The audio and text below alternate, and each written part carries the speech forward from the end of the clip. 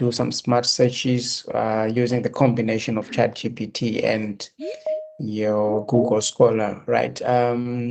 Yeah, so we continue on that trajectory where we basically developing our proposal or our thesis on a weekly basis. So today, our focus is on moving from descriptive summaries to analytical literature review. That's what we focus on today. So we want to see how we can best develop a synthesized literature review using our chat GPT. There is quite a lot of platforms that one can use. There is no Lotando or Dlamini. Can you please mute? I can hear myself on mic.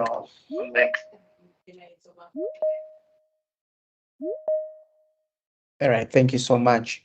So what we basically want to achieve in this presentation is that we want to see how we can develop a synthesized literature review,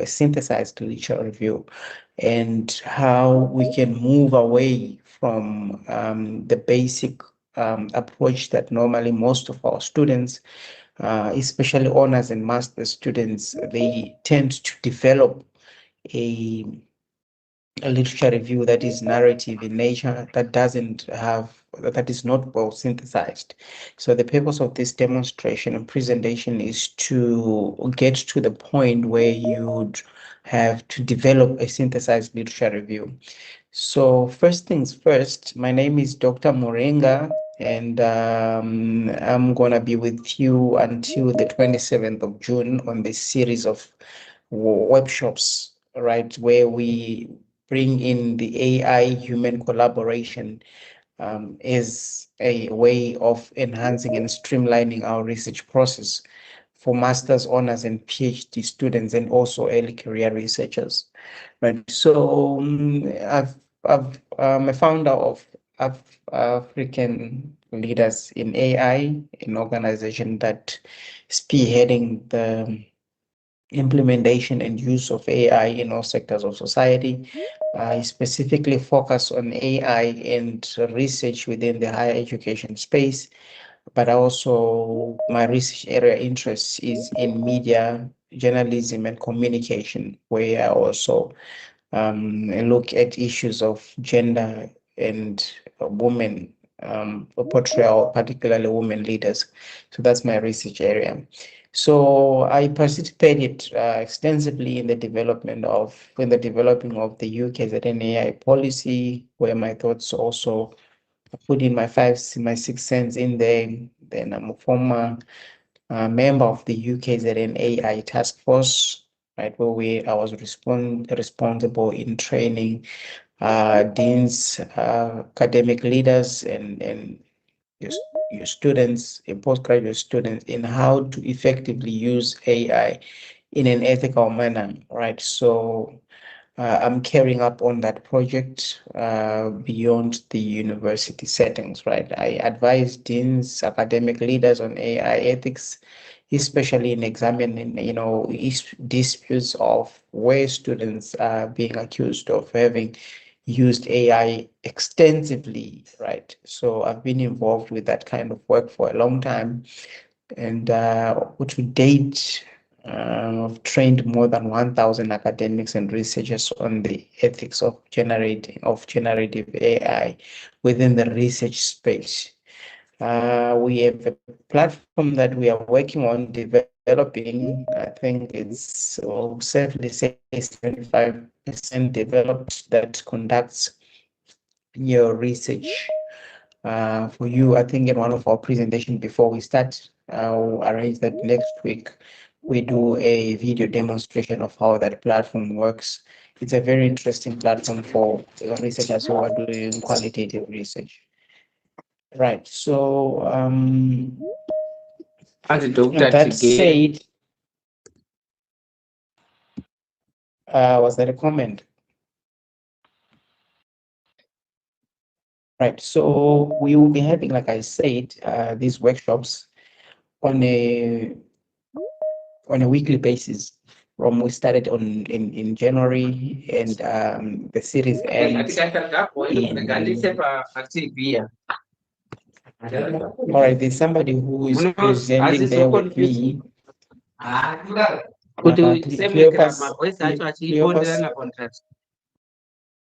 Cleopas, can you meet? Cleopas? Cleopas, can you please assist us by muting? Thank you. Then weekly research webinars every Saturday. So we are basically taking you through the process of writing a dissertation, a thesis, or your research proposal with the combination of AI and the human collaboration. So that's what we're doing on a weekly basis. Right. So now the question is, why should we bother about having a literature review? Why, in actual fact, synthesize, why is it important to have a synthesized literature review? Right, most of us might want to say a literature review is a review of literature, relevant literature, but this is one of the most difficult things to do, to conduct in an honors or master's or PhD thesis. Very difficult to conduct.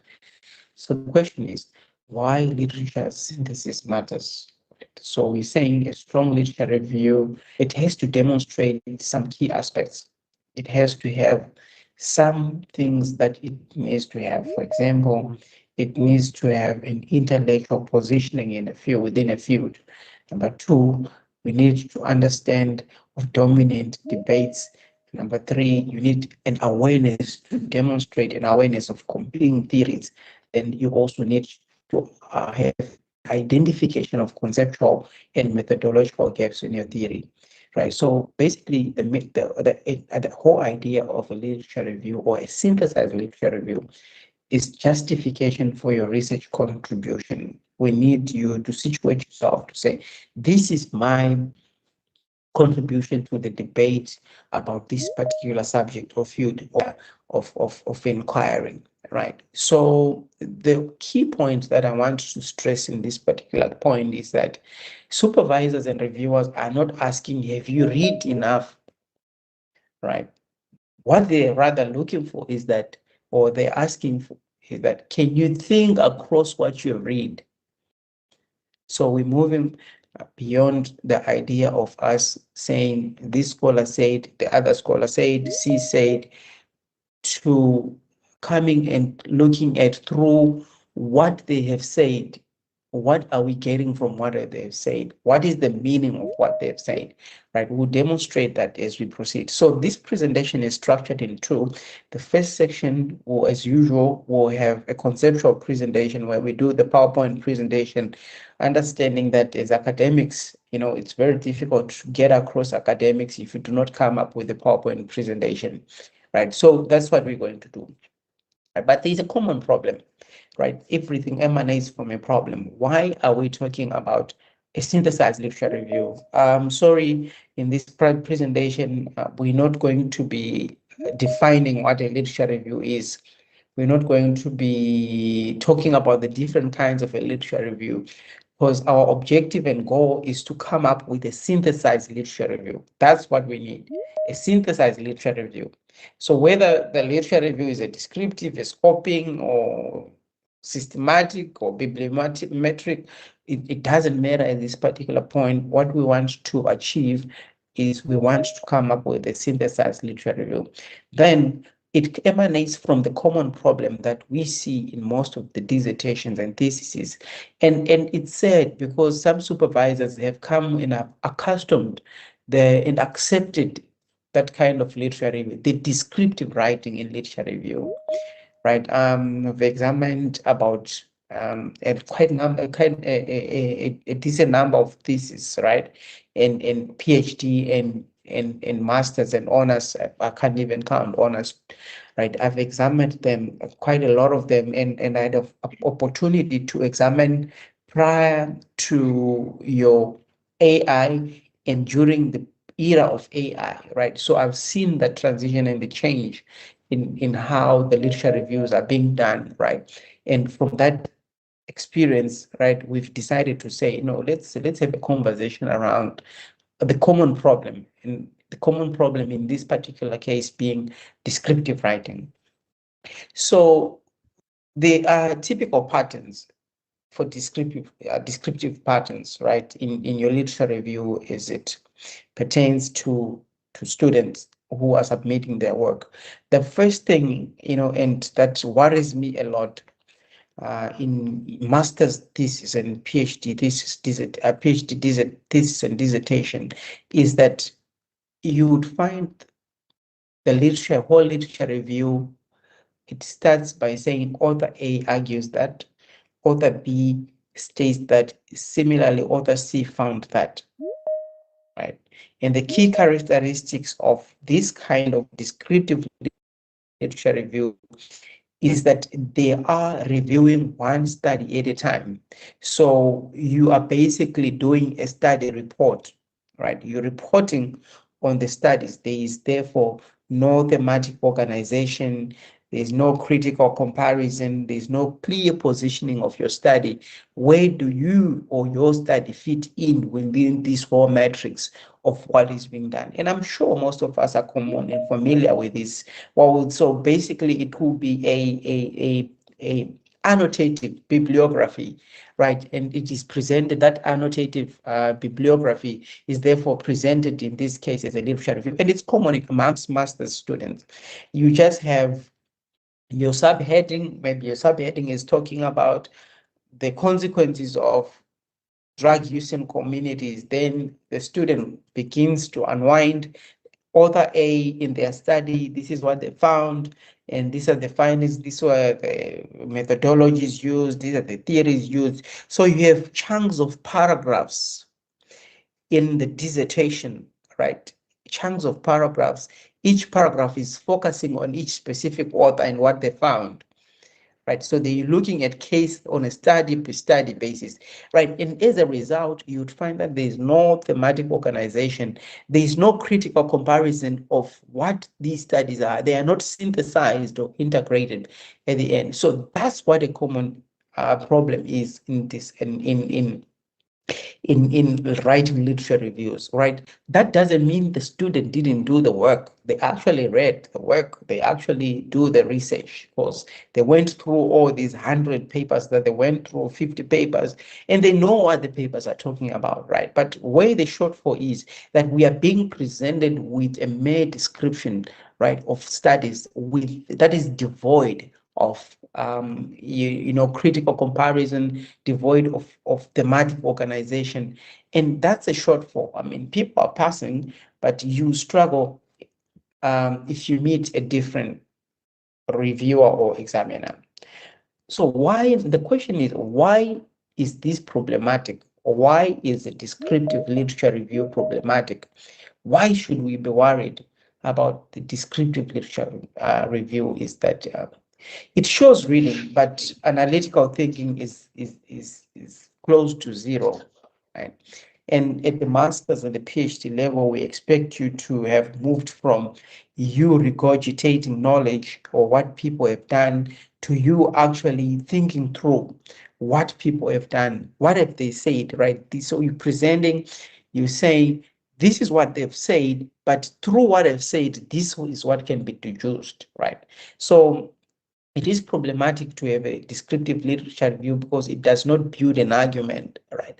And I'm going to demonstrate that we need, when we are writing a literature review for a thesis, or when you're writing a literature review for a dissertation, you are basically using the literature that you're reviewing to push towards the argument of your paper.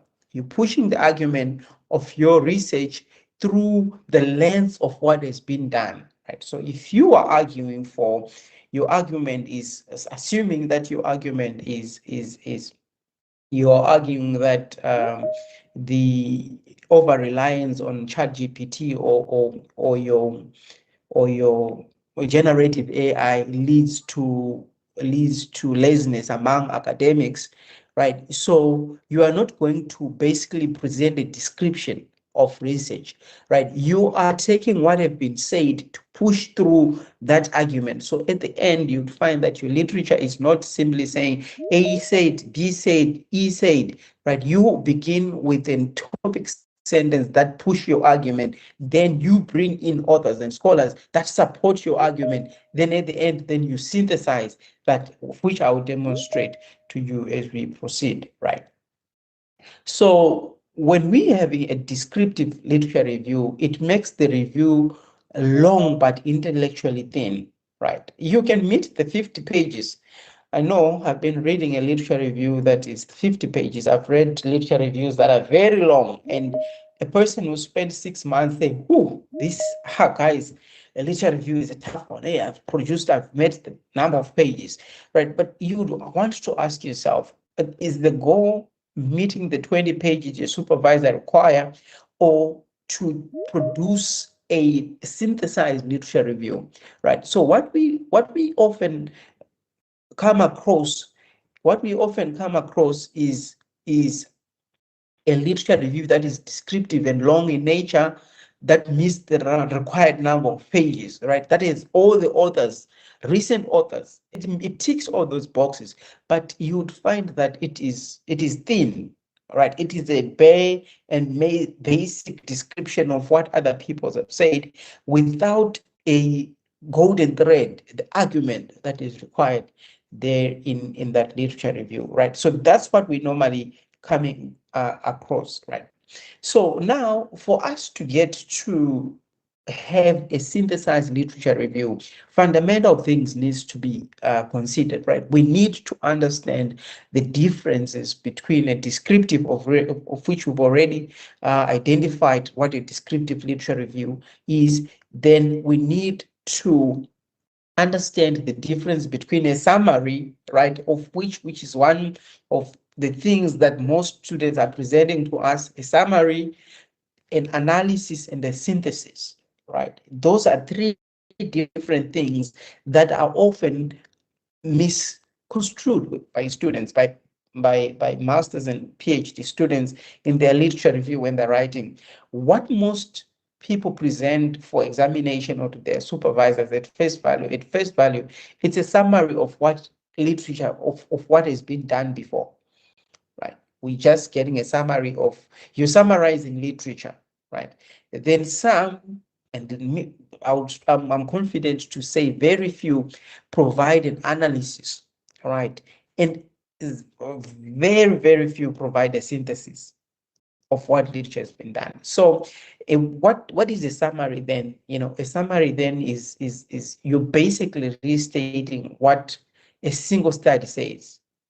You are summarizing, and it's said to say this is a common practice amongst most students. What you're simply saying is that you take one scholar, you're basically giving a summary of what the study was all about. Then you move to the next paragraph, you give us a summary again of what that study is all about. You move to the next one, you give a summary of what that study is all about. So basically you have 50 paragraphs in your study. You have 50 paragraphs in your literature review, and all these 50 paragraphs, each paragraph is focusing on a different literature, on a different study. Is focusing on a different study.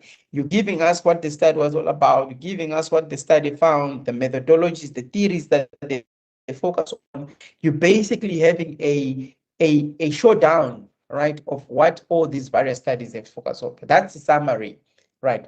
You focus is mostly, you'd see that a student or the writer is focusing on the findings of all these studies.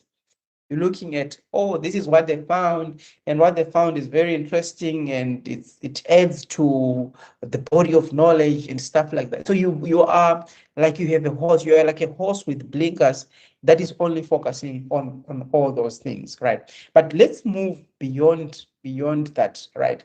So that is the summary. Now, what is an analysis, right? Now, an analysis examines strengths, it examines weaknesses and assumptions, and it also questions methods or theoretical positioning, right? So in this particular case, you are moving beyond summarizing, right, to analyzing what other students, what other reviewers have said, right?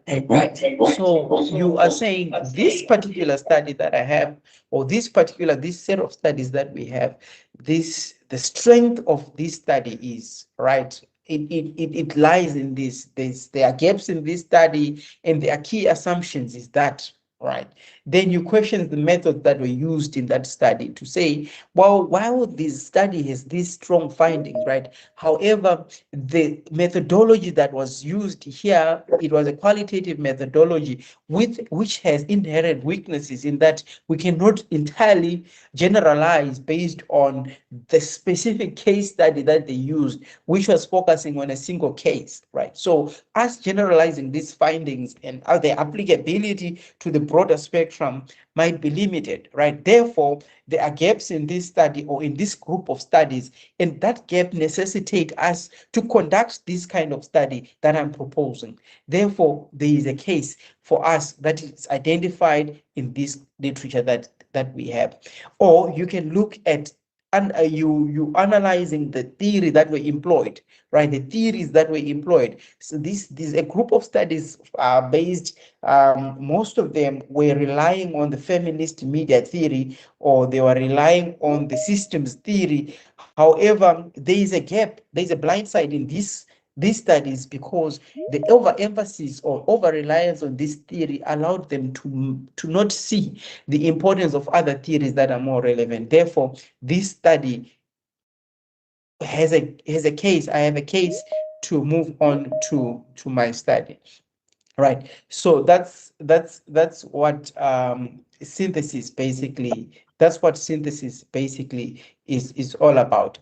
Right. So let's move on to that was an analysis. Now let's move on to synthesis. So by synthesis, what we basically saying is that you drawing on from things, right? You are drawing on from themes, and you should know by now from our previous last week presentation, we said that you need to convert your research questions into headings, right? Convert your research questions into headings, and when you convert these research questions into headings, then you develop your literature based on what your key questions are. So you're using literature to answer your research questions, to develop an argument from your research questions, and those become themes. And you'd find that as you review this literature, some thematic issues are going to emerge, right? But these thematic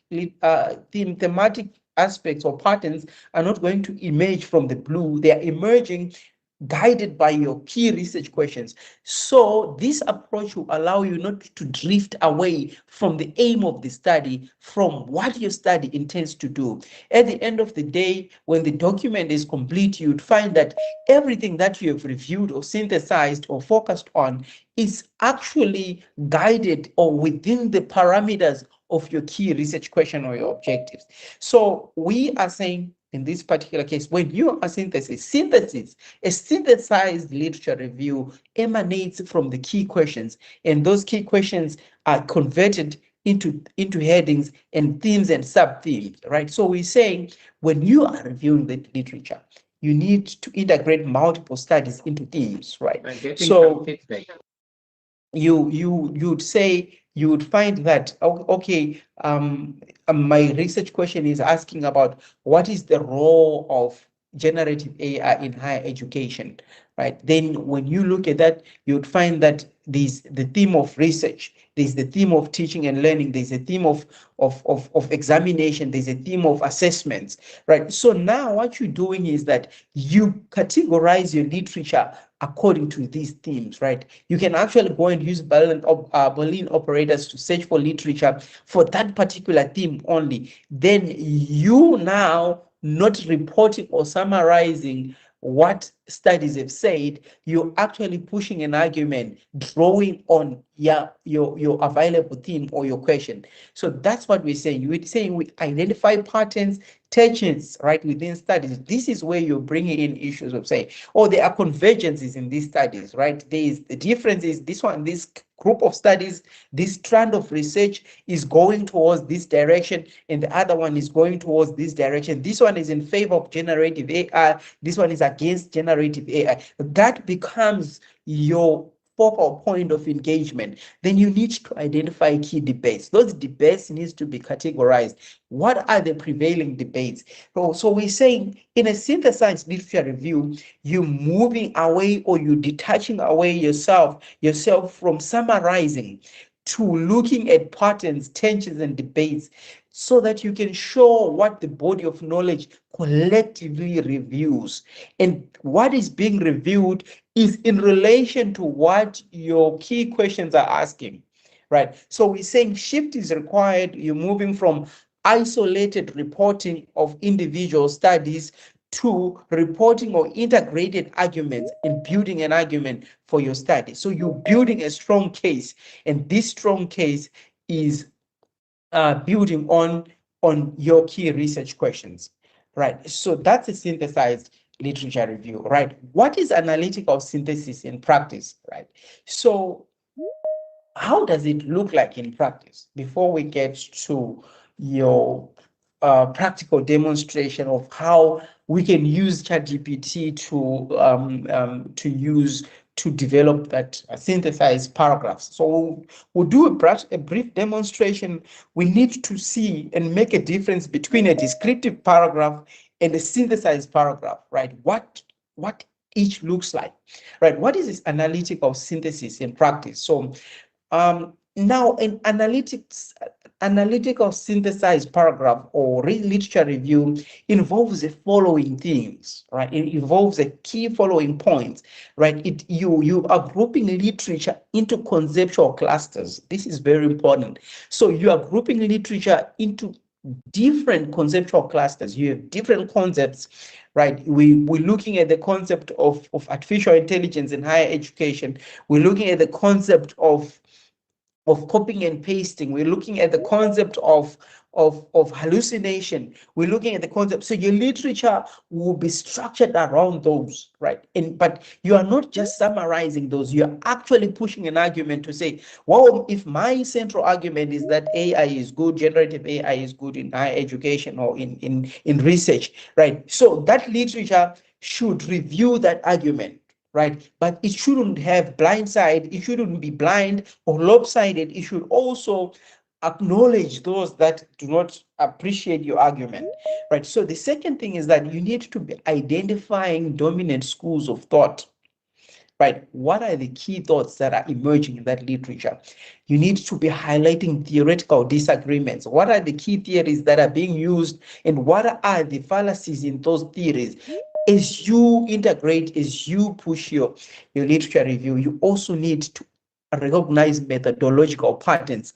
I will be very sad to read a literature review that doesn't have a synthesis or a critique of methodological patterns within the particular strand of research, right? Your literature review it should have that section where you critique methodological patterns to say, generally, from the review of literature, we're finding that there is a over-reliance on quantitative studies.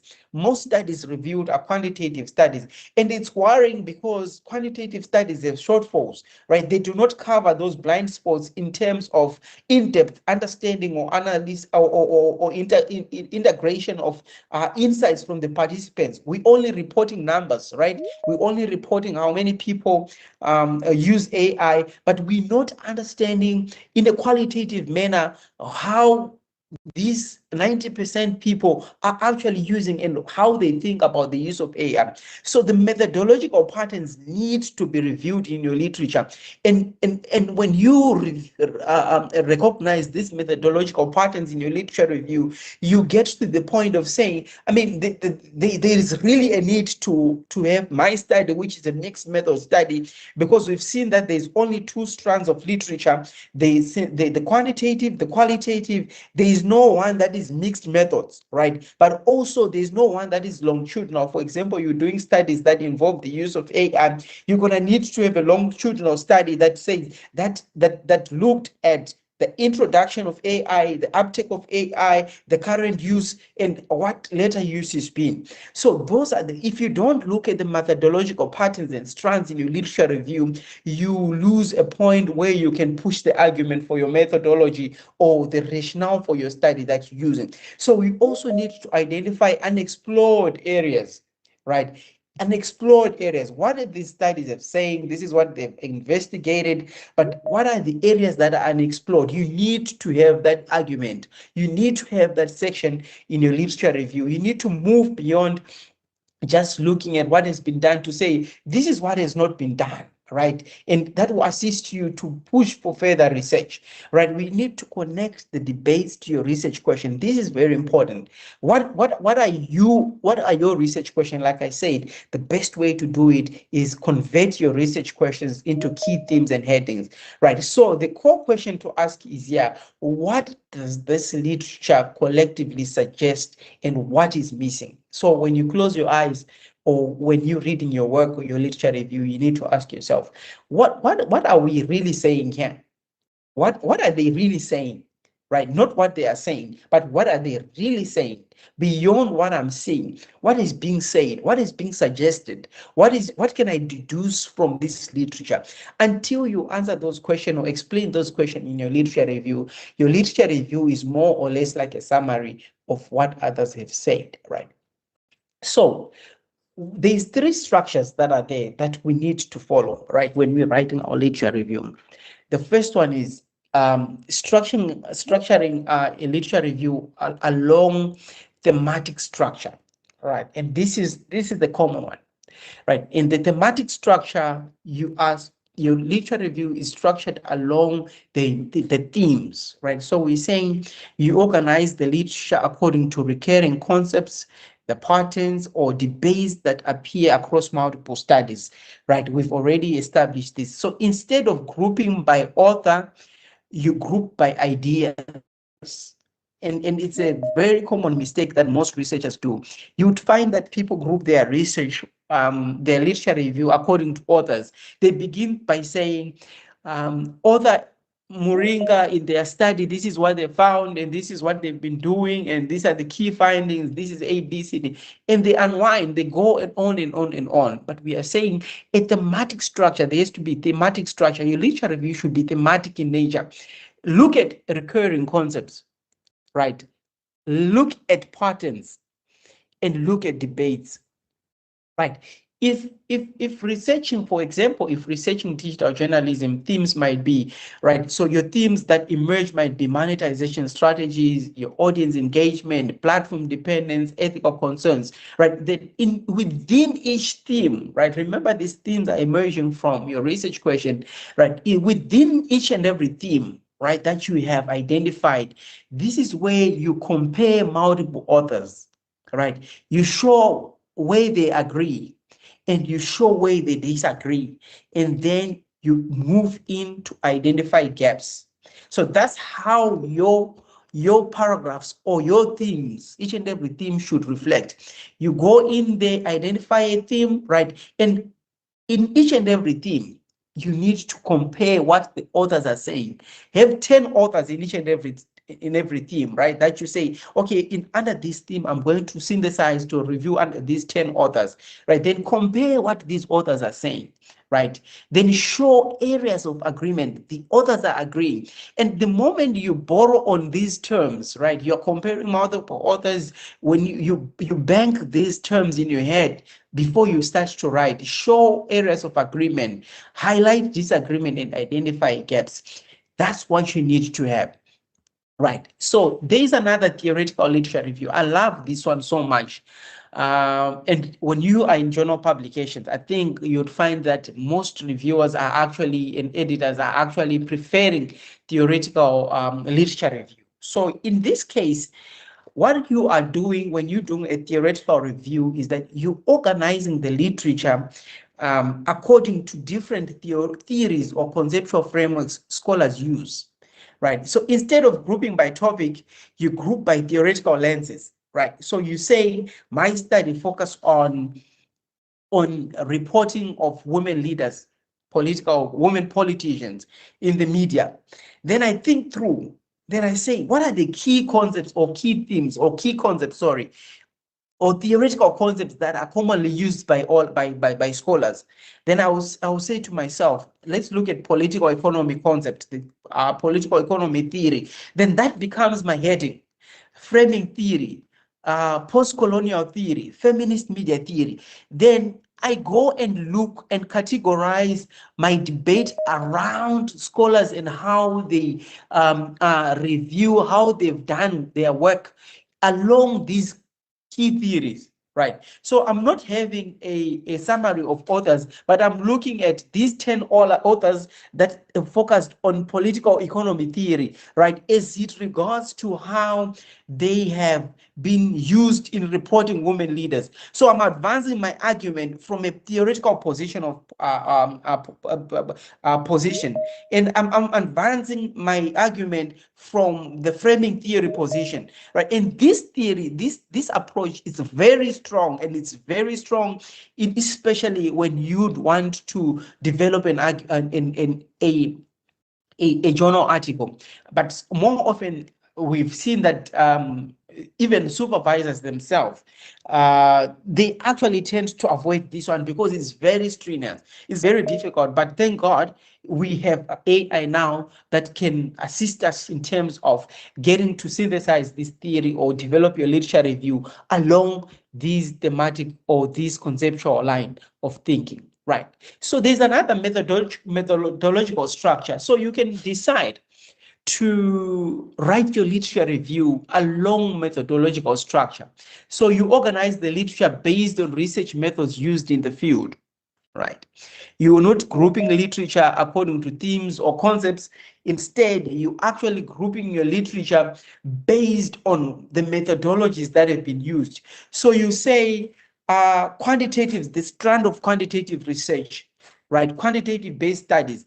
Then you look at what are the quantitative studies that have been done in that area of your study, pushing your argument to say there's a gap in this area because these quantitative studies, this is what they focus on. You develop, you synthesize, you argue, then you move on to literature on qualitative research studies and what they're focusing in the context, the case studies, the mixed methods research. This kind of methodological approach or this kind of literature review, it allows you to identify gaps quickly, right? And how do you identify gaps quickly? Because you already seen that there is a gap. These studies are leaning towards quantitative or qualitative, and in their leaning towards qualitative and quantitative, there are already gaps in things that they didn't do, right? So you do that for all the methodology approaches that you know or that you've exposed to, right? So then as we move on, right now, this here, colleagues,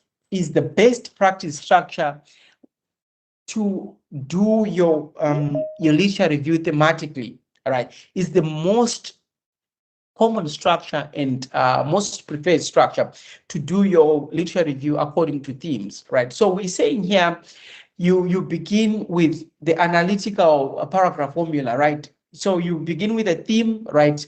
The theme will be, you introduce the debate, you compare evidence, you integrate multiple authors, critical engagement, you highlight tensions, limitations, or contradictions, then you link to your study, then you explain how your research questions, how this responds to your research questions. So this structure strengthen coherence and argument, but I will show you how it looks like at the end, right?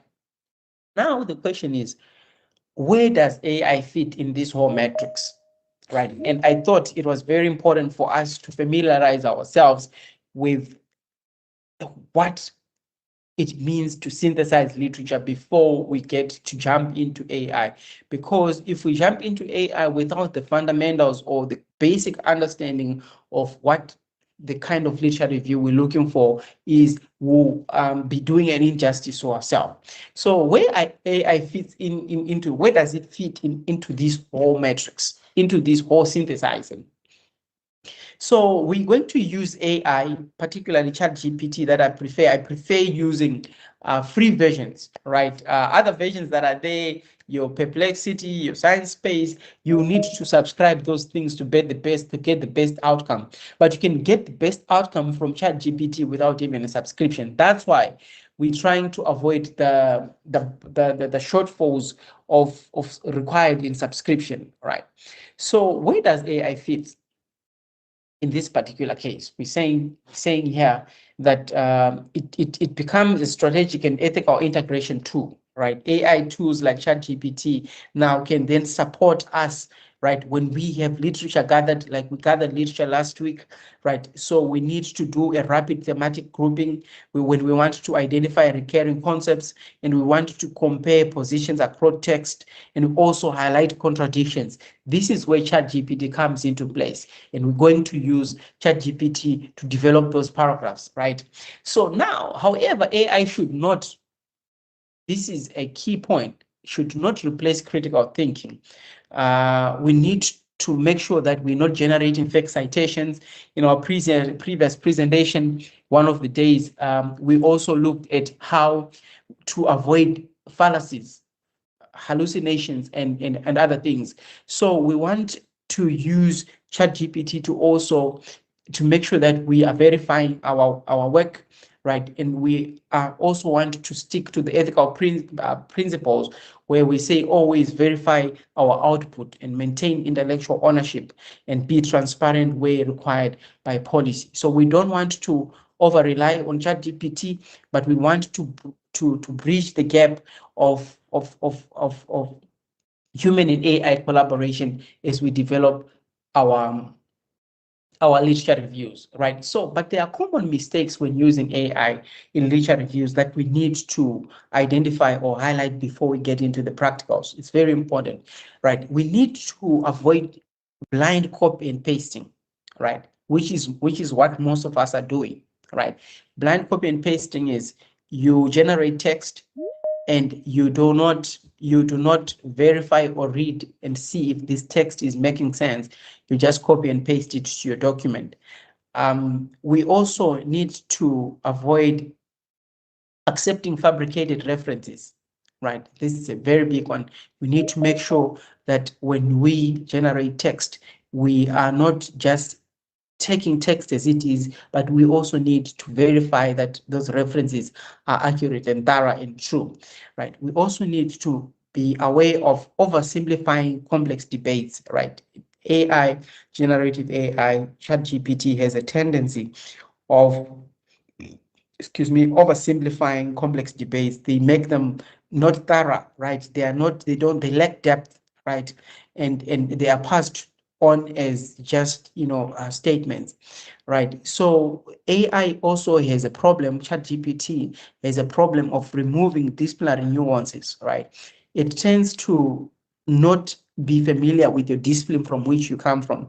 And the best way to address or to deal with that aspect is for you to give it context before you get to begin the prompting, right? There's a fallacy, or there's a problem of losing scholarly voice, right? You'd find that if you're not reading, or if you are not familiar with the text, or if you're not familiar with the subject itself, your work will lose scholarly voice. Your voice is missing in there, right? We don't know where you're coming from. And it's before even AI came into place, that has been a problem, especially when people are basically summarizing work that has been done by other people, right? But the golden principle is we use AI to develop the synthesized and analytical literature reviews, is that AI enhances efficiency, right?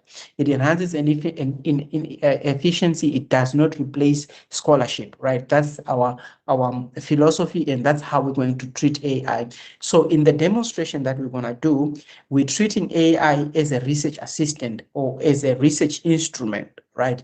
We're not treating it as the writer for ourselves. What it's going to do is it's going to do the dirty work for us, right? And we'll do the human judgment, the verification of what AI has developed for us. So in the next few minutes, I think 10 to 15 minutes, what we're going to do is that we're going to do that demonstration of ChatGPT. I think we have 9 steps that we're going to demonstrate, making distinction between descriptive and synthesized literature review.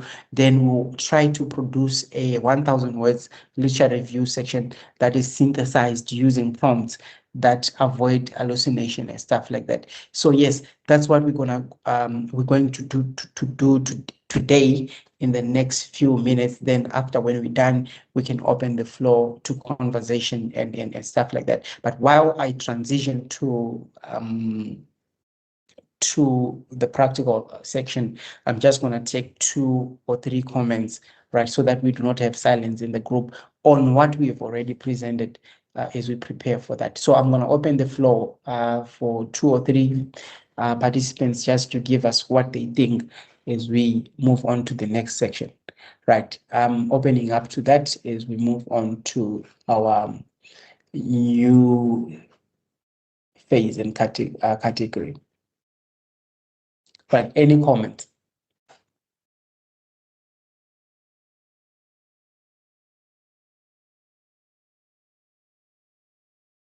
Any comments?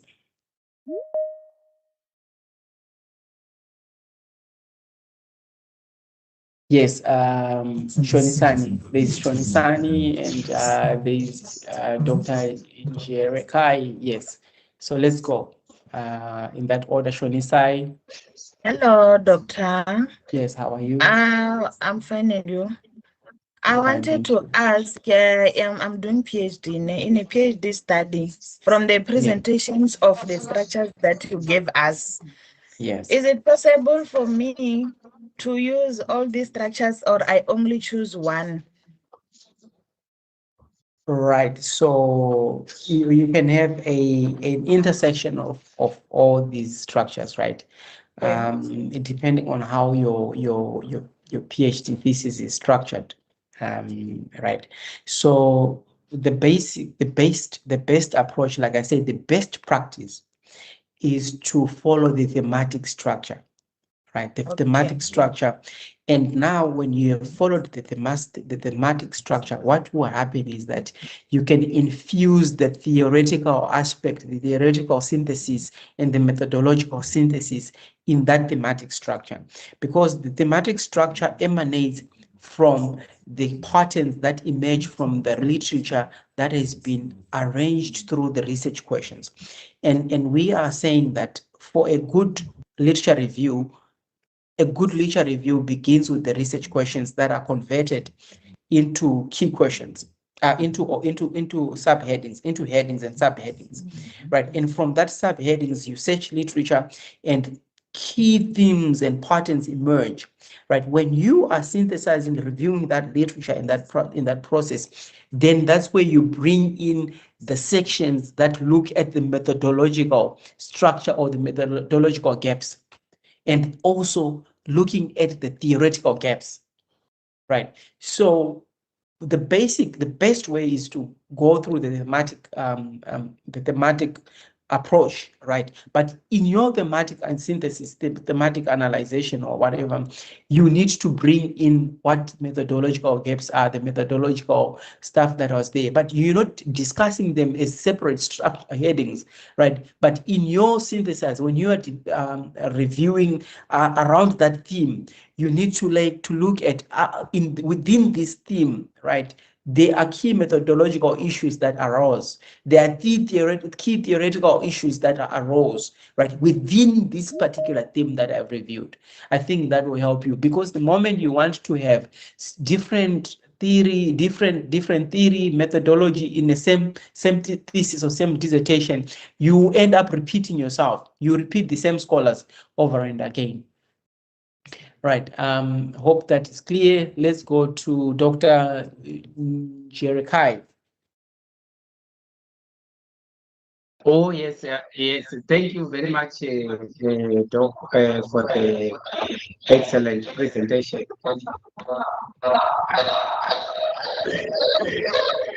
I'm getting a lot of I think you'd consider muting one of your devices there. Yes, you can proceed. Yes, Dr. Njerikai. Yes, thank you very much for the presentation. Uh, I think getting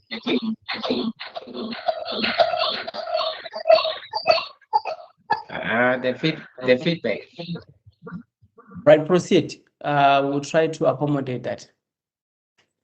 Okay, thank you. Mine is a request, maybe for you to go through how we can do a bibliometric analysis of literature using AI.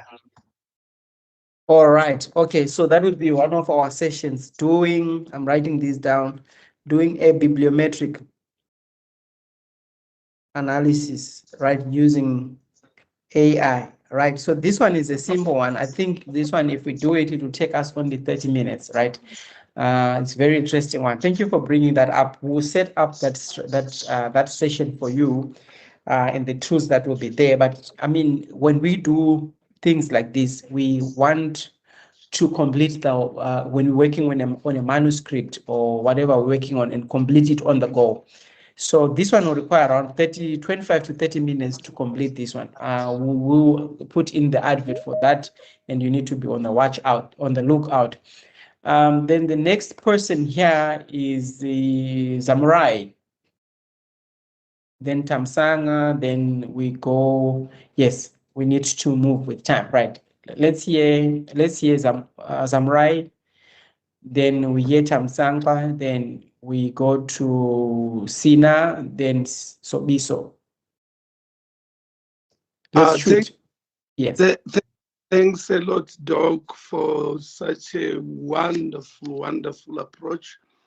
And partly, I would say I was answered because mine was between these thematic approaches, methodological structures, and theoretical. Which ones, or do you mix all of them? But you have articulated them very well when you answered the first respondent, where you said you start with the thematic, which emanates from your questions, that comes from your objectives. Then from there, you need to interwoven the methodological and the theoretical analysis. What a good presentation. I'm taking some notes.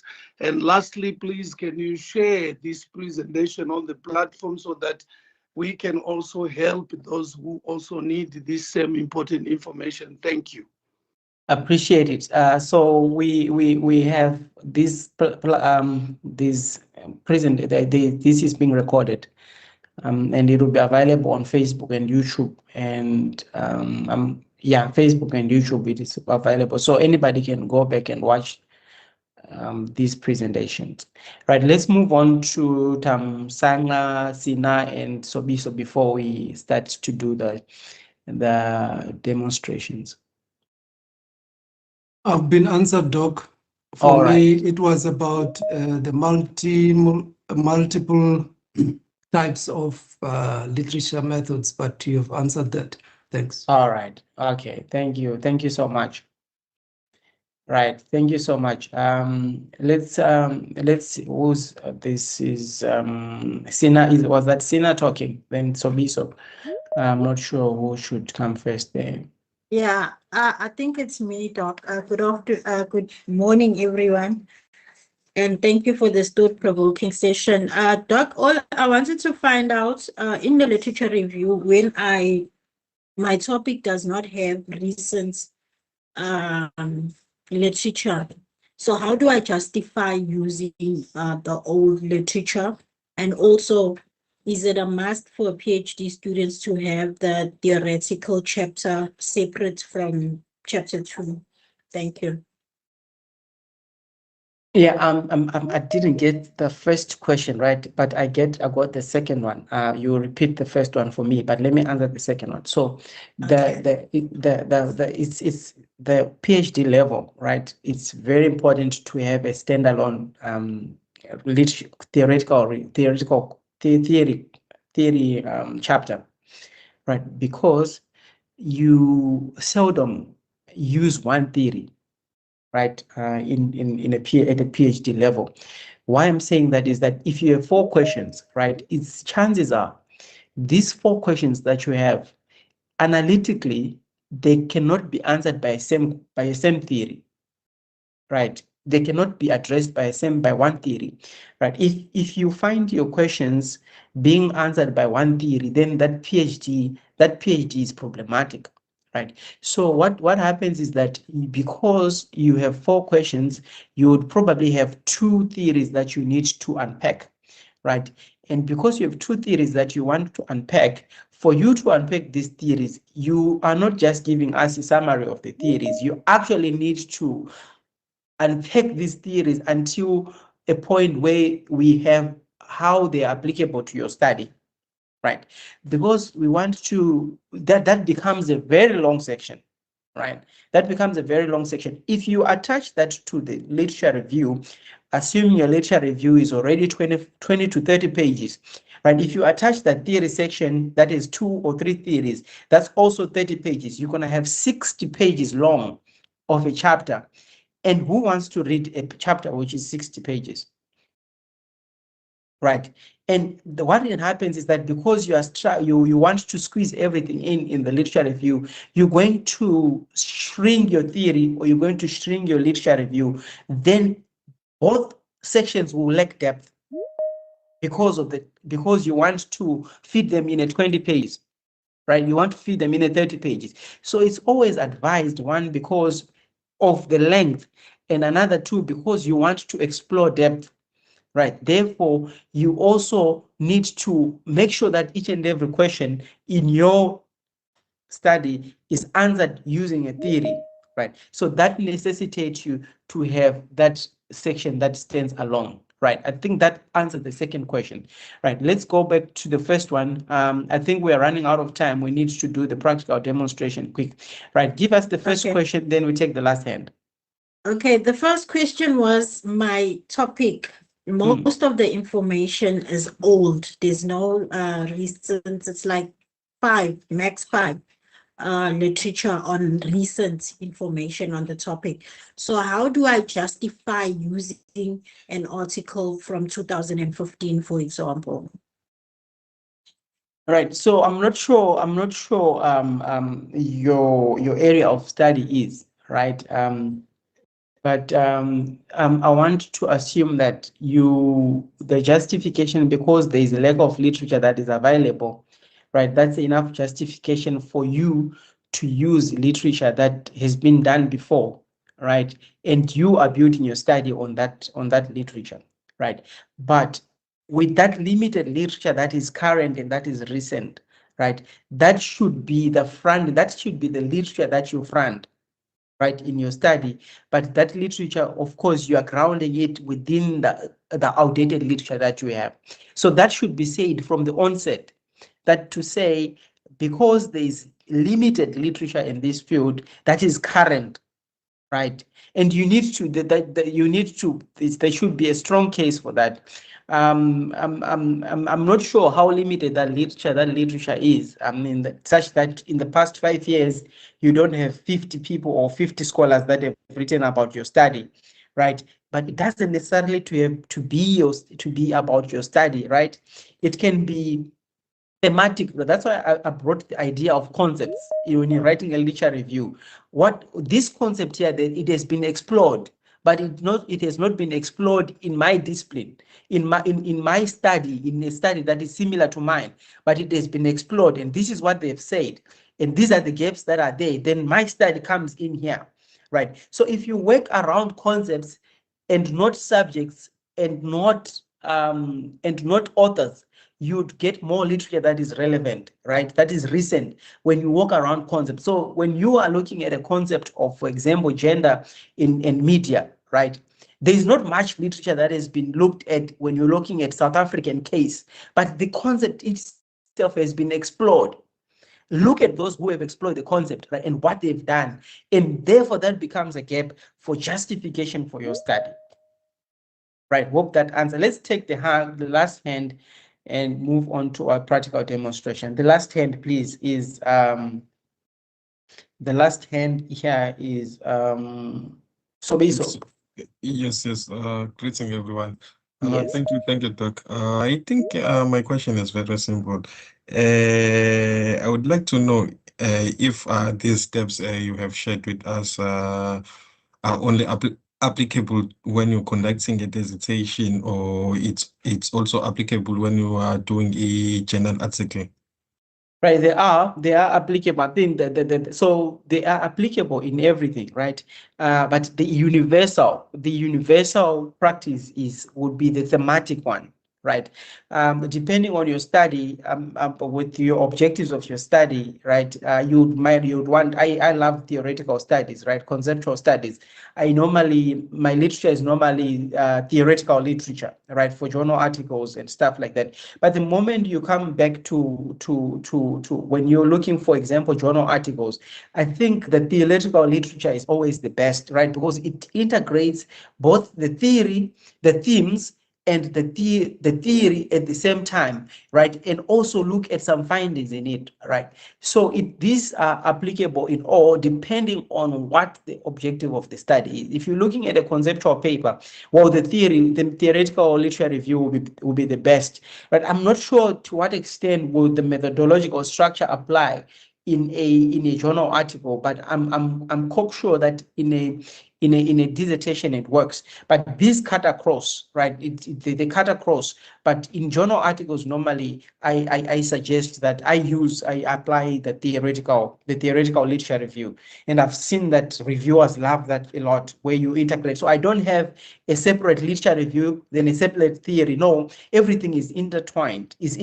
So my subject heading there will be literature and theoretical perspectives, right? So everything is intertwined in that aspect, right?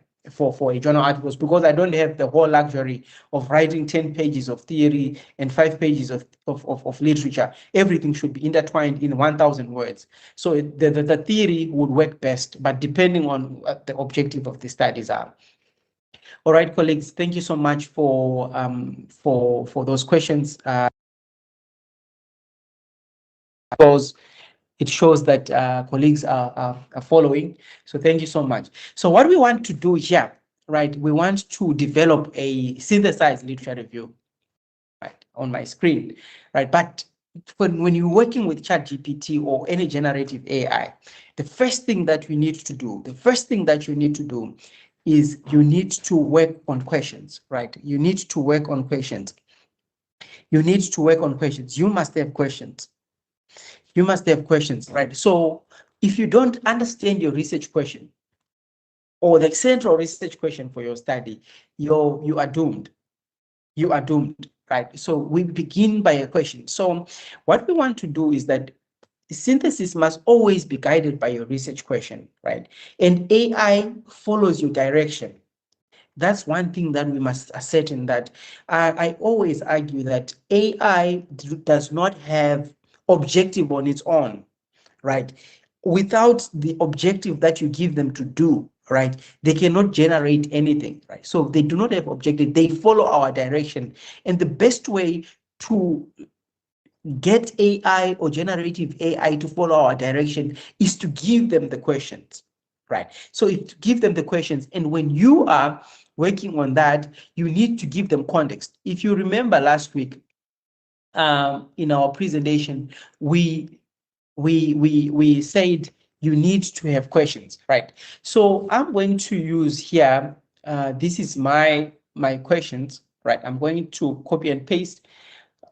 So I'm giving it a context, a scope. My research examines how women politicians are presented in South African media, right? And analyze the following abstracts to support the literature, right? But the reason why I'm saying analyze the following abstracts is because you remember last week we in some of our presentations we learned about how to search for literature, right? I'm not going back there to search for literature, but what I'm going to do, I'm going to provide AI, this platform here, with a number of studies. So two ways that you can do this is you can use a CSV file, or you can copy and paste the studies that you want to synthesize or to use to write your literature review on, right? So I've copied 5 studies here that are related to what I'm doing, right? So I'm saying here, analyze the following abstracts, right?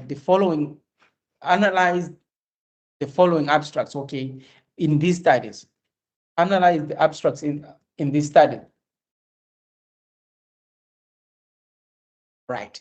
So what we want to look at here, we want to look at the difference between a descriptive literature review and a synthesized literature review, right? So for us to get to a synthesized literature review, like I said, we need to anchor our synthesis to a common research problem, a certain research problem or a research question. And this is what we have given us. So here, the topic here, what would be our problem or what would be our question, right? We need to be familiar with our question.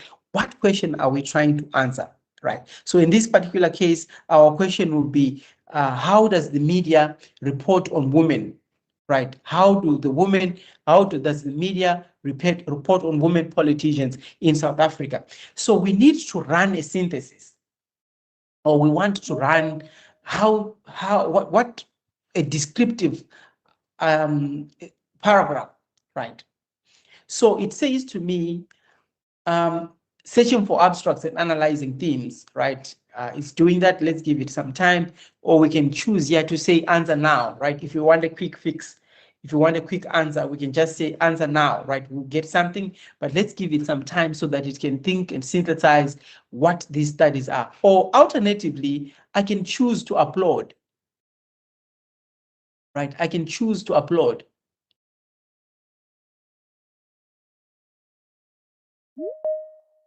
We are running a bit slow because of the network, I guess. So I can choose to upload so that I reduce the amount of time that is being done. I can upload my studies, right? Here are the studies, right? But here I'm going to say answer now, right? So that we can get an idea of what we've been provided, right? So it says the abstracts provided reflect a converging yet contextually differentiated body of scholarship on the mediated construction of women politicians. Taken together, they illuminate persistent gender framing patterns, discursive marginalization, symbolic containment, and emerging counter narratives, right? The synthesis below identifies the key thematic trajectories relevant to South African studies. Right now, it's giving me here structural gender bias in political news representation. That becomes a theme, right? A dominant theme across, right? So I take this down, this becomes my first theme, and these are the studies that are there, right? Moringa and Glovo 2026. These are the studies that I've provided it, right? Then the second theme becomes framing legitimacy and how questions of political readiness are, right? Then these are the studies that are there, right? Then the third one is visual framing and symbolic empowerment, right? These are the themes that are there. Then intersectionality and racialized gender representation. So basically, it gave me a total of 5 themes, right? And upon these 5 themes that we have, remember these themes, they are not coming from the blue, they are coming from the key research question here. This question is where these themes are coming from. But to say that these themes are coming from the question only is an understatement. The theme are coming from the studies, but guided by the question that we have given it, right? So we are not thinking out of the blue. We are thinking through our questions, right? We're thinking through our questions. So the next step that we need to do, so this is just basically a description of what, this is a basic description. The reason why I'm saying this is a description, we are having an author by author literature review, right? So you can, this is what we normally find. So it says the systematic review by Moringa situates the South African what. Then it goes to another study here by Okpaswali, then it goes to another study here by D. Val and Van Leuven, then it goes on and goes on and goes on and goes on and goes on. That's what normally a systematic is, right? A descriptive study is, right? If I say to it here, write these in a paragraph format.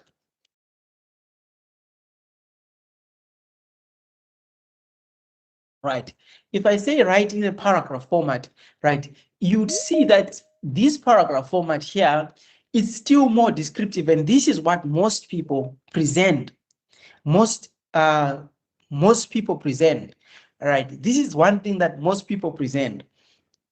It says to us, we because of the interest of time, we're not going to allow it to take time thinking, right? We're just going to rush it to get the things done, right? So our outcome here, I say the reviewed studies collectively demonstrate that the presentation of women politicians in South Africa structurally, right, then say the systematic review by Moringa, despite from several advancements, then another Moringa, then and etc. comparative evidence, right? In as much as this looks good, right, this is still a descriptive literature review. Right, it is not well synthesized, right? Because number one, it is not, remember the key things that we said, that the systematic review, the analyzed or the synthesized literature review, it needs to look at the key aspects that we mentioned, and those aspects, if the thematic aspect, the comparative aspect, the methodological aspect, and the theory and the divergence and similarities, all those things are still missing in here. They are not there, right? They are still missing. Even the kind of citation, I mean, of course, it is directing us to the actual study here, right, to see that it actually drew from that study, right? But we are not so happy about this synthesis that has happened, right? So descriptive report studies individually, like what we've seen here, right? We've seen a description of studies because they are being reported individually, right? But what we need to do, we need to identify themes and patterns, right, in these studies. That's what we need to do before we get the final outcome. So we need to identify the key patterns and themes, right? So what we need to do now, we want to rewrite these paragraphs so that it moves from descriptive reporting to analytical synthesis, right? So our prompt would be, right, you need to learn how to do prompts, right? It's very important. So we need to say, so we're saying rewrite this paragraph so that it moves from descriptive reporting to analytical synthesis. All right, let's see what will come out. So what we're trying to do is we're trying to shift from individual articles to patterns across the body of literature, right? We want to move away from the basic paragraph or individual basis to move towards the patterns and stuff like that. So we want to see the difference in it, the difference between the one above and the one that follows. So now it begins by saying across studies, the common thread is not merely that women politics are treated differently, but that media systems function as symbolic gatekeepers, right? And I love symbolic gatekeepers because this is a pattern, right? This is a pattern, right? It's moving towards the issue of patterns that are identified in studies, right? Then the South African systematic review, then it moves. There's another concept again. It talks about symbolic exclusion, right? Then it talks about the unreadiness of women, right? The reason why I'm able to pick these things up is because I know my field of study, right? I know my field of study. So I know these things when they feed up. The issue of unfitness, this is a key concept, right? In literature about women, reporting women leaders. It looks about the issue of visibility, right? But what these paragraphs missing is that these paragraphs are missing citations, right? In as much as they are synthesized, we do not have your citations, right? Because we didn't give it a command. What it has, it's showing us where these key themes or these core concepts are coming from. They are coming from these studies here. right, are coming from these key studies here that we've all provided for them. If I click here, it will download the study for me, but we're not there yet, right? So let's right, it is moving from there, right? So we have a somewhat synthesized paragraph, but it's still not to the point where we want it to be, because we cannot copy and paste this. Like most of us want already stuff that is ready to copy and paste, right? Right. So we need now to ask AI to justify clusters and improve themes labels. So we say we want AI to explain the logic behind these thematic clusters and refine the labels to make them thematic, analytical rigorous. So what we simply need now is to say, we need to strengthen the conceptual precision and analytical depth, right? So that we avoid vague categories and use precise analytical labels, right? So what prompts do we need here, right? We want a better prompt, right? We want a better prompt. And this prompt here, it says, explain the logic behind these thematic clusters and refine the labels to make them analytical rigorous. Right, then I'm going to add here, make sure you cite using APA referencing style. Referencing style, then I give it an example, author, then year, right, here, right. Then I would want to say, avoid hallucinations. Hallucinations and fabrications. We have a very long presentation on avoiding hallucinations and presentation that you might need to go and watch. Avoid hallucinations and fabrications, right? So let's see now what would come out from what we have done.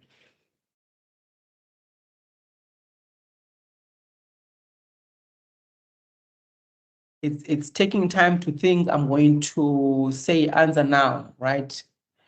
Because it's when we have time, we can actually wait for it to think through.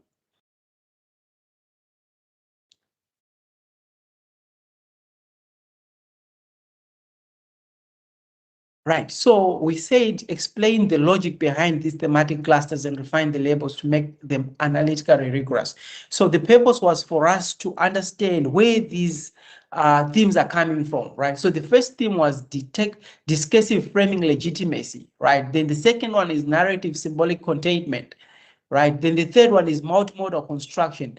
Then they are refined here, right? So the first cluster can be analytically refined, is discursive legitimacy deficit and stuff like that. So here, what is happening is that you're actually engaging with the platform to understand how we got to these themes, right, as we are developing our literature review.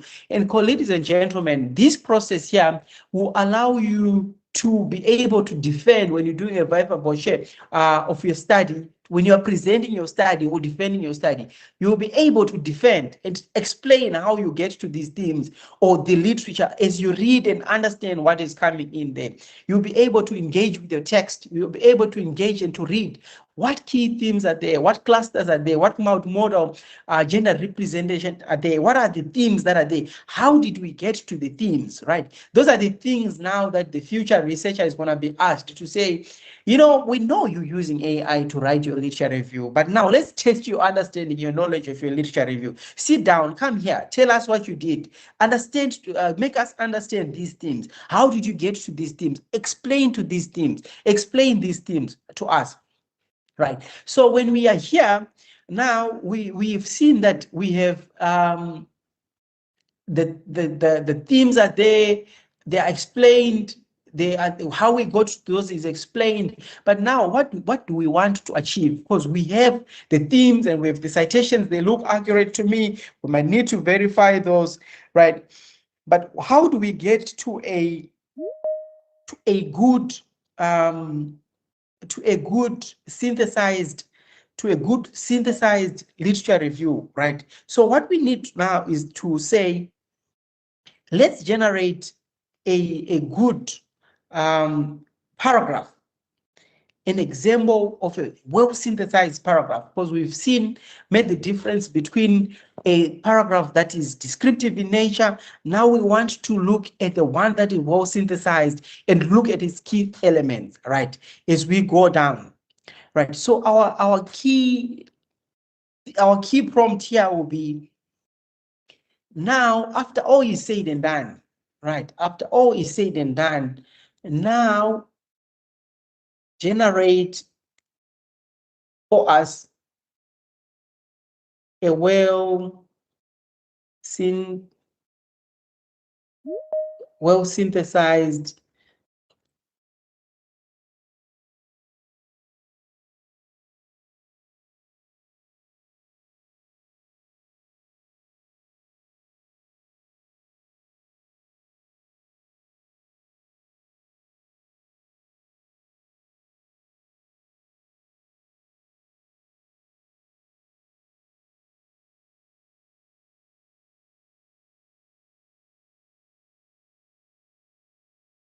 literature review, right? So we should not forget to say cite using APA or Harvard or something like that. Then you give it an example. It's author, right? Author, then year.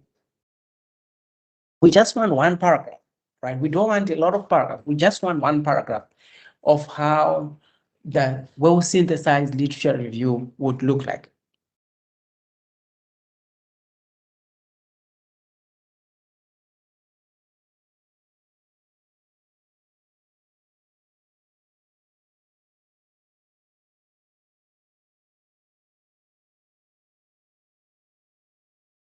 I like that it's actually telling me what it's doing there to show that it's thinking, and we call this a chain of thought process. Train of thought process.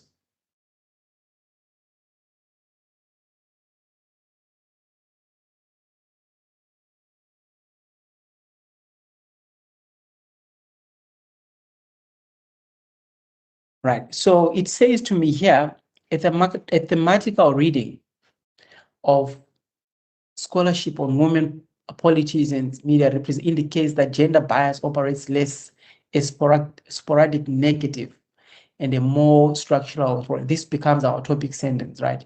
Then across South Africa, it is bringing context, right? Then it involves the citations, right? This legitimacy here, remember we said the scholarly voice should always feature. It says this legitimacy problem becomes particularly pronounced when women seek executive office. South African coverage of women presidential hopefuls is shown to reproduce a patriarchal readiness, right? Now, this is where the scholarly voice is and ends here, right? It comes in here, then it is supported here. This is the scholarly voice, and it is supported here by this citation, right? Then it goes on to say, complementing this legitimacy lens, a second thematic strand centers on differentiated evaluation strands, right? Now we are synthesizing. Then it says here, crucially, such bias is not only communicated through overtly hostile tone, it is also echoed in routine logistic, right? A third analytical strand. So this section here, in as much as it is long, you would see that we are doing a thematic analysis of what literature is, right? But we are not looking at what the scholars were saying. We are drawing on from the themes. We are drawing on from the themes that we have, and our themes are informed by the literature, and then we synthesize what those themes mean from the theoretical perspective, of theoretical point of view, right? But we can also say, review the literature and synthesize it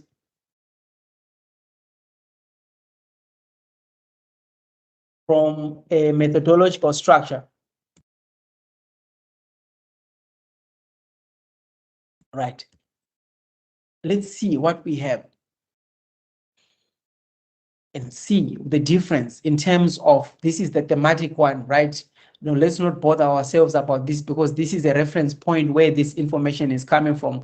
Adding to your citation here, it also give you this here. If you click here, that will be the way, that the place where it is coming from, right?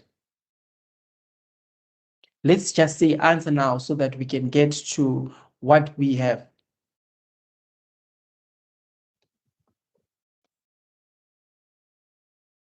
Right. So now here's those who were asking about the methodological one, right? It says here that a methodological synthesis of the reviewed scholarship reviews that research on the representation of women politicians is predominantly anchored in qualitative interpretive designs with limited but emerging methodological diversification across. Then it gives us the context, right? Then the South African systematic, now it is categorizing it, right? Here we have this one illustrated qualitative one, Moringa here and Sanele and I saying also looking at qualitative one. Then in the context of, right, it is also looking at a quantitative one. But look, again, this is more or less like descriptive. This section here is still more like descriptive because it's looking at study by study or author by author. We want it to be synthesized, right? So we give the command, move beyond descriptive to synthesis, analytical synthesis, right?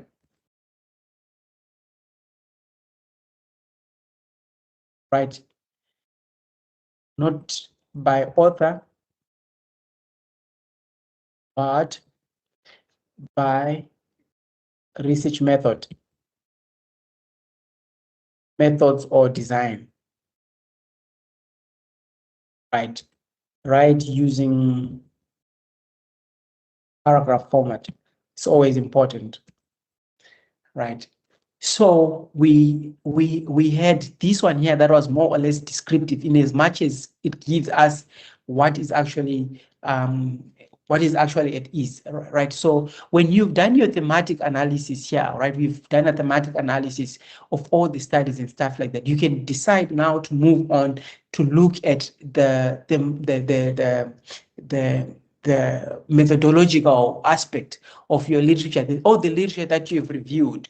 You can do what we call the mapping, right? The methodological mapping of your literature, right? Those of us who are familiar with the bibliometric analysis, you have that section, the bibliometric analysis, where you're actually looking at your mapping, right? So now this section here is very beautiful. I love it because it says a methodological synthesis of the literature.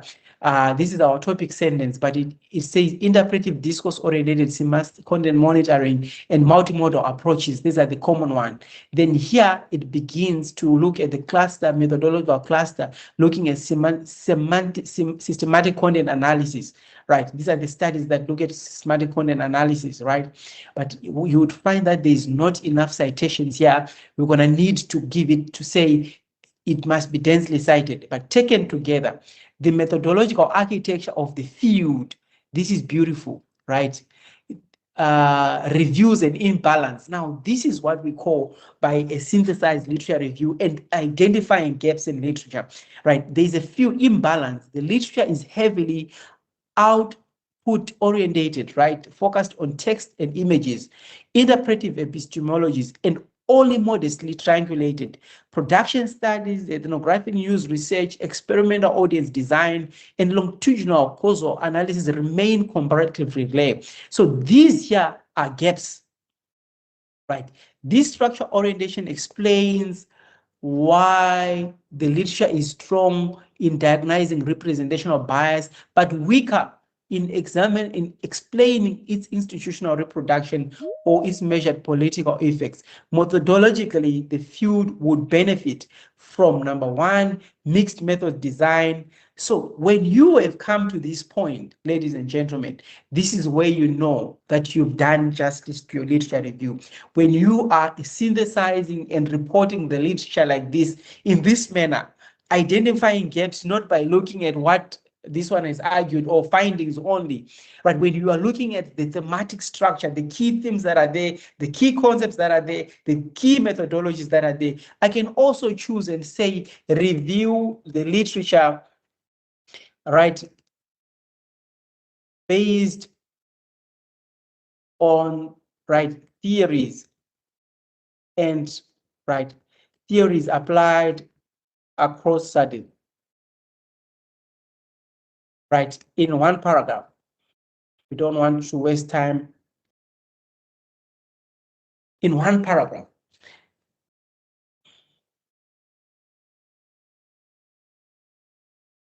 Right, so you'd remember when I was doing the PowerPoint presentation, I spoke about divergences, I spoke about agreements, all those things are being captured here, right? If you go to our previous one, it tells you about the divergence, right? It tells you about the disagreements, tells you about the similarities and stuff like that. So this is at this point now, when your literature is synthesized, you are not reporting the authors and the findings and the context. This one was done.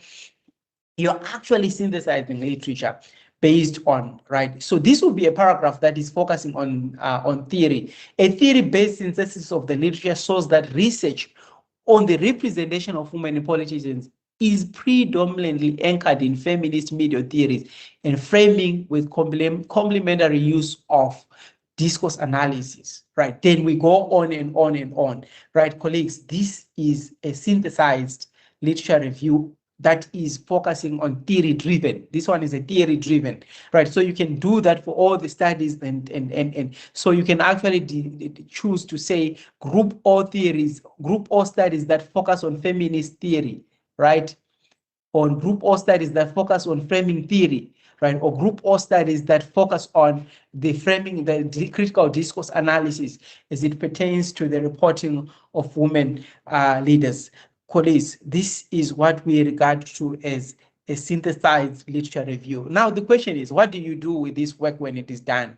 Right? This work needs to be verified. This work needs to go through thorough verification, human judgment, but chances of it being hallucinating are very slim because I provided this literature. So it's already linking what has been said here, everything that is said here, right? It's linked to these two PDF formats. If I click here, it gives me an option to download where the literature is coming from, right? Ladies and gentlemen, this is the short demonstration that we had prepared for you, right?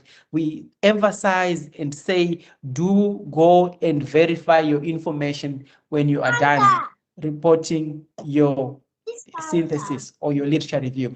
Ladies and gentlemen, I think we've come to the end of our presentation right now. We have demonstrated what it is, the difference between a descriptive literature review, the difference between a methodological structure, a thematic structure, and a conceptual structure.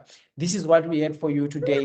Thank you so much for attending. We're opening now to questions, comments, additions, subtractions, and divisions. If you have any, the floor is open for you. If you want anything to do with your study that you want us to engage with you, you can book a free consultation with us for 20 minutes from Monday to Friday at any time between 8 a.m. and 4 p.m. on a daily. Free consultations for 30 minutes just to understand what you are studying and give you some insights of direction on your study. Right, ladies and gentlemen, Dr. Moringa from AfriLeader Forum, AfriLeader, I almost said AfriForum, okay, not in AfriForum, it's AfriLeaders in AI. So to those of us who have questions, comments, and everything, this is the time. Let's open up to those who want to comment. So the first hand is coming from Cindy Swap. Cindy Swap, over to you. Thanks, Doc, for an informative session. Mine is just to check if we can expect maybe in the future a session that will talk to the development now of questionnaires and interview schedules, maybe getting assistance, using AI assistance, so that the questionnaires or the interview or the interview questions and the questionnaires, you get best results that will allow or assist you in the analysis process to address your research questions. Yes. So if you've been following, I'm sure you have been, Right. So what we are doing is that we are developing a proposal on every Saturday, right? So we started with the question, we started with the ethics, we started with the topic, then we did the topics, then we did how to search for literature. Now today, how to write a literature review. So what we did today was actually to write a literature review for your proposal or for your dissertation, right? After this, we're gonna need to move on to get to do the theory of your literature review of your thesis. Then we go to the methodology, right? Then we go to instruments, right? Developing your instruments, right? We develop the instruments. After the instruments, we're gonna get into the data analysis, data presentation, and stuff like that, so that you know what to do. And if you are following every Saturday, by the 27th of June this year, if you are writing your PhD thesis or master's dissertation, you would have completed it, right? If you follow us every Saturday. If it is your proposal, you would have already be submitted your proposal for the ethics review. So yes, we'll get to that point with you where we'll develop that aspect. Thank you so much. Appreciate it. Right. Let's see another, if we have any other questions. Right. There's how do I put this content in my research with Turnitin in mind? Do I need to rewrite? Right. So you need to paraphrase some stuff, right? Turnitin normally, so the question of plagiarism is a tricky one because this content here won't be picked as plagiarism on Turnitin, right? 0% plagiarism on Turnitin, right? But when you're worried about the AI index, right? You're gonna need to paraphrase and write it in your own words, right? We said avoid copying and pasting blindly, right? Whatever that is generated from ChatGPT, it needs to be verified, right? Then there is powerful presentation. Thank you so much. Does verification also involves a reproduction of same content in own words and understanding? In fact, when you extract literature reviews, as it isn't that plagiarism, right? So verification also involves rewriting in your own words. Human judgment also put in your voice, your scholarly voice, right? Then there is Dr. Jerekai. Thank you very much, Doc. Our heads together again. Let's meet next week, Saturday. Thank you so much. Then there is how do I put this content in my research team? Right, I have asked this question before, Dr. Moringa. Theoretical framework and conceptual framework, are they the same thing, or do you have to adapt one or the other? Right. So the question is, the answer is, basic answer is, when you using one theory, it's a theoretical framework. The moment we use two theories, that becomes a conceptual framework. Right. So in masters, you can use a theoretical framework where you focus on one theory. But the moment that section borrows from two different theories, you are not borrowing theories, you're borrowing concepts from the theory so that you can form a conceptual framework. So it's called a conceptual framework where two or more theories are applied in a study. That becomes a conceptual framework. A theoretical framework is where you are using one theory. For free consultation, which platform do I use to engage with you? Thank you so much.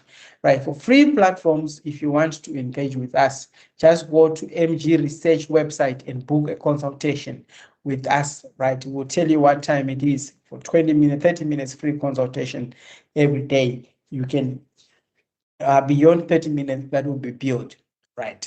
Do we have any other comments, colleagues?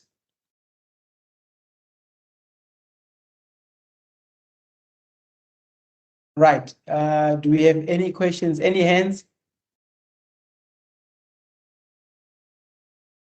All right. Let me check. For free console, is the presentation available? Right. The presentation is available online. You can go and rewatch the presentation online. Stay up to date. We've put a link there for you to subscribe on our pages and watch all the previous videos that I have. Should my conceptual framework be based on the three or so frameworks? Yes. So you at the end, after you've explained all the theories that you've used, you're gonna need to have a conceptual framework in the form of diagram that maps out how these concepts are integrated to answer your research questions. It's very important, right? Thank you very much. This is very helpful. Sina, thank you so much. Mapingure T, thank you so much for attending. Please spread the word. We are again at it next week, Saturday, same time and same place. Right. There is someone who is joining in now while we are completing. Right. Is there a hand? Do I see a hand? No, there is no hand. All right, colleagues, let's call it a day. Thank you so much for joining. Let's meet again next week. We'll send you what theme are we focusing on next week. I suggest I will discuss with the colleagues at the office. Maybe we must focus on theoretical frameworks, but we'll advise you what we'll be doing next week. Be on the lookout, be on the watch out of what we'll be doing. Thank you so much, colleagues. Have a good day and enjoy the rest of the weekend. Bye bye. Thank you. Thanks, Bye. everyone. much. Yeah, thank you, Dr. Thank you. Thank you, Doc. Bye. Thank Thank you you. so much. Bye. Thank you so much, Doc. Thank you, Doc.